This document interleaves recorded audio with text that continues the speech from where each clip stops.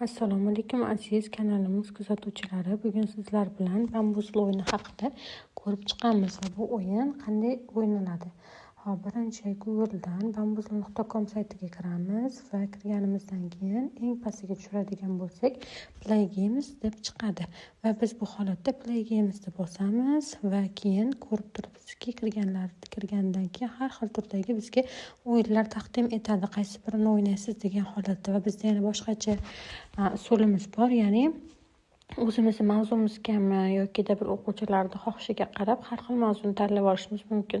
Va men bu holatda weather, ya'ni ob-havo mavzusini tanladim va bizga har xil turdagi ob-havoda savol-javoblar variantlari chiqadi va bizda pastda tillarini ham tanlash imkoniyati bo'ladi. Va yana ham qulayroq qilib olganda biz har xillardan tanlashimiz mumkin. Va men hozir bu yerda bir ko'rib chiqyapman va o'zimga yoqqan feelingdagi va chiroyli holatdagi What's the weather degan smaylikni tanladim va bosganimizdan keyin kiradi. Play Study Slideshow deydi. Play'da bosganimizdan keyin bambuzlni tanlaymiz va bizga jamoalarda beradi. Birdan 4gacha va sayzlari 8, 9, 16 bo'lishligi mumkin va biz 2 tali jamoa va 16 tali savol-javobni tanlashimiz ham mumkin. Pastda optionlar, powers up, themes degan mavzular chiqadi va bundan ham xohlaganimizni tanlab o'shani qo'yib olishligimiz mumkin. Va pastga tushganimizdan keyin ko'rishimiz mumkin. Quiz Classic GR deb yozgan va biz quiz tanladik. Quiz formatda bizga beryapti. What's the weather deyapti. Snowy, ya'ni rasmga qarab biz tanlayapmiz. Ups degani to'g'ri javob belgilagani, ups degani xato javobniki, okey degani to'g'ri javobniki. Tepada turgan barlar har bitta gruppaga qo'shiladi.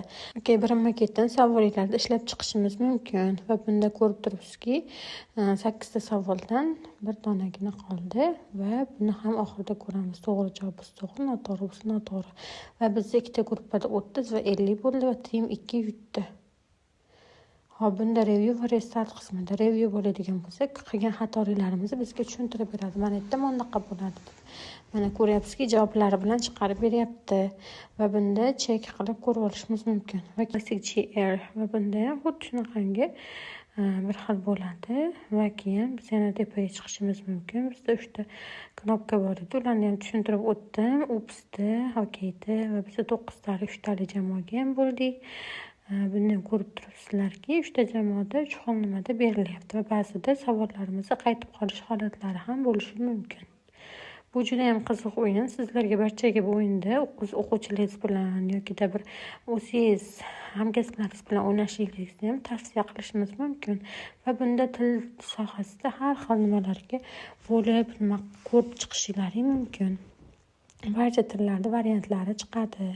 Va barchaga e'tibor uchun kattakon rahmat va sizlarga bu o'yindan har bir dars so'ngida o'yinda o'quvchilarga o'ynatishlikni tavsiya qilaman. Nimaga? Chunki bu o'yin orqali anchagina o'tgan mavzuyingizni mustahkamlab olasiz va albatta o'quvchilarni darsga bo'lgan qiziqishini ham orttirishiga sababchi bo'lishingiz mumkin.